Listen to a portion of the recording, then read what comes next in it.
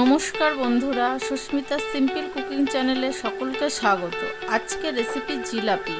আমরা সাধারণত জিলাপি মেলাতে পুজোতে খেয়ে থাকি। খুবই দুর্দান্ত খেতে এটি, আর সবাই খুব পছন্দ করে, বাচ্চা থেকে বড় সকলেরই পছন্দ। আজকে ঘরে থাকা কিছু উপকরণ দিয়ে এটি বানাবো। ভিডিওটি সম্পূর্ণ দেখার অনুরোধ রইল। একটা বাটিতে আমি 1 কাপ মতন ময়দা নিয়েছি। আপনারা বেশি চাইলে বেশিও করতে পারেন, আমি যেহেতু কম করেছি 1 কাপ মতনই করেছি। তার সাথে 2 চামচ বেসন দিয়েছি আর 1 চামচ ঘি।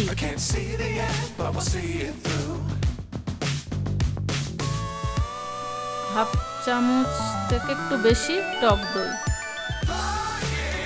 একটু টক আর হাফ চামচ খাওয়ার সোডা। যেহেতু দইটা দিয়েছি একটু টক ভাব হয় জিলাপিটা। এবার শুকনো উপকরণগুলো ভালোভাবে মেখে নিয়েছি, দিয়ে এবার অল্প অল্প জল দিয়ে ব্যাটারটা ভালোভাবে মেখে নেব, যাতে কোনো লাম্পস না থাকে।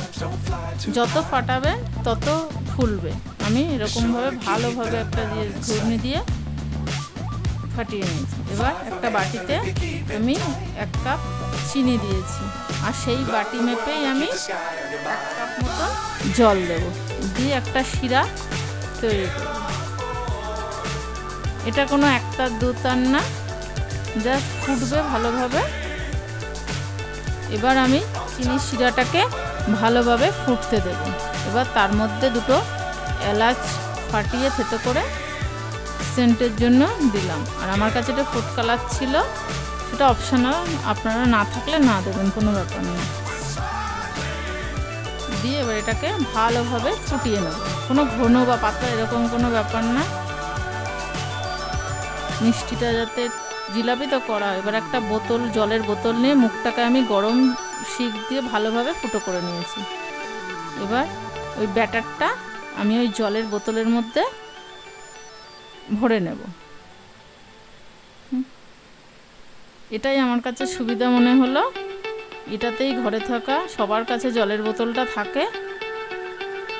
দিয়ে এবার আমি একটা সাদা তেল গরম করে তাতে বোতলটাকে নিচু করে একটু চাপ দিলেই পড়ে যাবে। একটু প্যাঁচটা আপনারা একটু ঘুরিয়ে বুঝবেন আপনাদের হাতের মতে, দিয়ে ঘুরিয়ে আমি ব্যাটারটাকে দিয়ে দিয়েছি। 2 মিনিট হতে দেব, তারপরে উল্টাবো আস্তে আস্তে। অটোমেটিকই সরে যাবে। তেলটা একটু গরম বেশি করতে হবে প্রথমে, তারপরে একটু কমিয়ে দিলে ভালো হয়। তাহলে ভেতরটাও হবে, বাইরেটাও শক্ত হবে, ভেতরটাও হবে। যখন শিরাতে দেব অনেকক্ষণ মচমচে থাকবে, এটা যদি একটু কড়া করে হয়। এবার আমি এগুলোকে এক এক করে উল্টে দেব।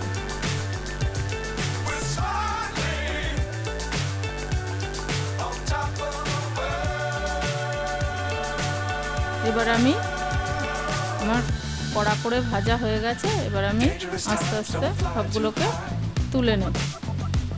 তুলে নিয়ে ডাইরেক্ট শিরাতে দেব না, আগে সব ভেজে নেব, তারপর ডাইরেক্ট দিলে ফট করে রসটা দেখে নরম হয়ে যেতে পারে।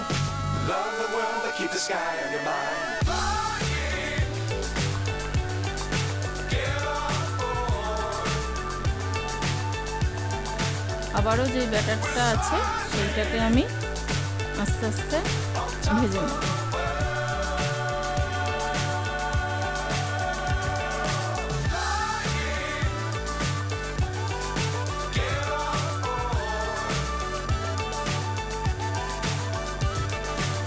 ভাজাগুলো আমাদের হয়ে গেছে। আবার আমি এক এক করে তুলে নেব।